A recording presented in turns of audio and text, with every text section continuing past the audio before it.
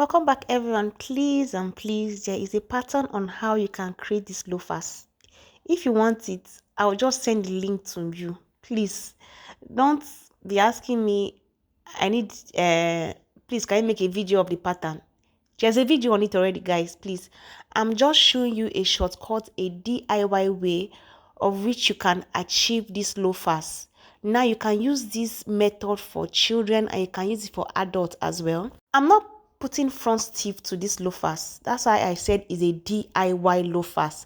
Please, I had already traced the lining. Now this is the lining and I am placing it on the upper that I am going to make use of. I went right ahead into cutting it. They are all sealed as seen in the video. So what I'm doing here is to just join the both sides. Then I am going to sew it like straight up with the upper. Can you see it? See it? Like I said, it is lined already. Like it is properly lined already. What you are doing is you are just sewing this area. That's your back stiff area. We are not fixing back stiff in the shoe. Nothing. Like I said, it's a DIY loafers. DIY loafers. Can you see this? So you are just sewing it straight down. But first thing first, make sure you have the last that you are making use of. Because if you don't have the last, you can't achieve this. So after cutting it out, what you are doing now is to just place it on the last and make sure it is accurate. Can you see? Place it and make sure it is accurate. Like if you discover there's an allowance showing, can you see? If that side is not like extremely strong the way you want it to be strong, or firm the way you want it to be firm, please and please remove it and re-sew it. That's how you can achieve it. You remove it and re-sew it. Remove and re-sew till you are sure that that part is firm enough. Can you see? Then when you are done, you can now use your tacking nail to just hold those sides. This is my lasting plier. I'm using like 3 nails to just get this. So you make sure you get it correctly. Can you see? Now, if you are sure of this, that is when you can now put, will I say your back cover or a just okay, I'll be showing you as I am going in the process. But what I'm trying to do here is to just trim the excess. Now, this is what we are going to use to cover the back strap. The back sleeve, this is what we are going to use to cover it. So it's just like 1 inch. Then I made the down area a little broad to just give it small design. Now if you want yours to be straight, it is completely up to you. So this is what we are trying to do. After cutting it, we just went right ahead into placing it on the other leather to just get the second one. Now guys, can you see? It's not so difficult. This 1 inch, then we just created little allowance to just make the other side broad, and we're trying to get that pair. So what I'm doing here is we're just cutting this side to make it as slim as possible. Now if there are 2 ways you can do this, you can sew it from the inside though, and you can also sew it from the outside. So I went right ahead into sewing from the outside. Yeah, this is it. Now you are going to hit it with your hammer. Better still, you can also apply gum. Then make sure you hit it. Just make sure.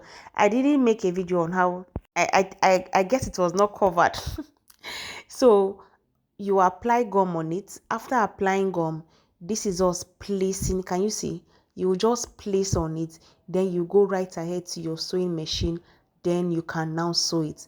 Now after placing it like that, make sure you still hit it. Make sure you still hit it. Then this is us just trying to sew that part. This is a sewing process. The next thing for us to do is will I say turning taping. But first thing first, you make sure you will I say go ahead into sewing the tongue. Can you see? It's not so much sewing anyway. So just sew the tongue first, then you can now go ahead into the turning taping process. Now for our turning taping process, I am using 1 inch. Then I measured where I am going to sew, like the length around it, and I was able to get, was it 11? since I'm not making for a big size, it's actually for a kid, so I got 11, and this is me sewing.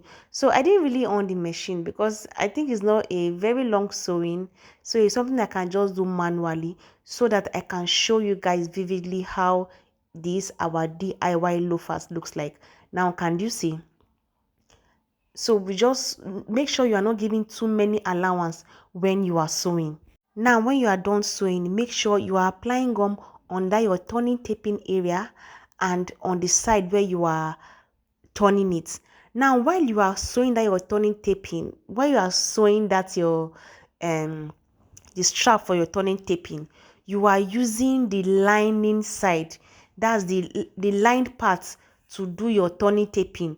You are not sewing it on your upper, you are sewing it on the lined material. It is when you are done sewing, you apply gum on your strap. That is when you will now turn it to the good side. Hope you understand, hope it makes sense. Can you see how our baby loafers is taking shape? The next thing for us to do now is to just sew that area. Can you see? We are just going right ahead into sewing the turned tape area.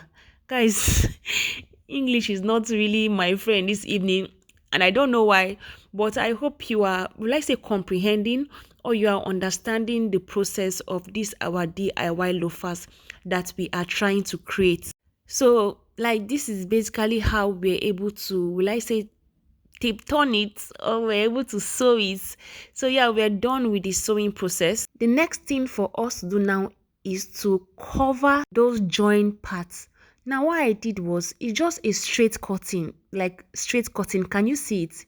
Then I slanted the edge of it. Now when you open it, you will get this kind of cover that you can use to just cover the joining. That's the joining of your tongue and the turning taped area. Now it was looking to be, considering the fact that we were making for a child, so yeah, we just had to, will I say, trim it a bit, and we were able to get. So what I did was, I just used the regular material to just will I say, get a cutout, like two cutouts of it. Can you see? And we have gotten what we want.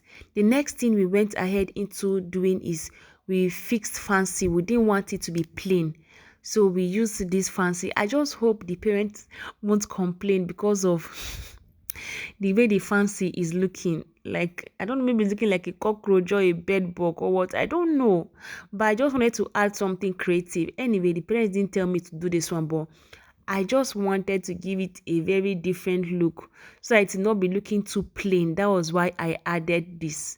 But if they are not okay with it, they can just like simply remove it. So yeah, this is it.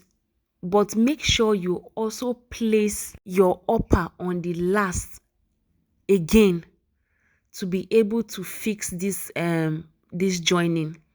I don't know what it's called, but we are just trying to cover that turning taped area. That's the beginning of it, and the tongue, so that the work will look as neat as possible. Can you see? So what you are doing here is, you just simply put iodide, just apply small, like very small iodide, just to hold the area, and you will go right ahead into sewing that will I say, the edge as well. So this is basically how we're able to do our DIY loafers. I don't think it's not so complicated. It's not, trust me. If you just have the perfect last that you would want to make use of, yes, if you have the perfect last and if you have the perfect pattern, trust me, you'll be able to create something like this. Like I said, it's DIY, so it's not really complicated.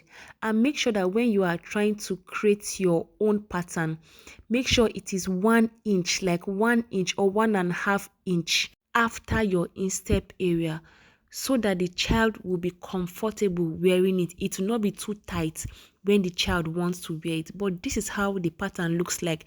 The next thing is for us to just sew this area, and we are done with the pattern. So this is the sewing part of it. I'm just trying to sew it twice so that it will not, will I say, open at some point. So yeah, this is it. This is our pattern. We are done with it.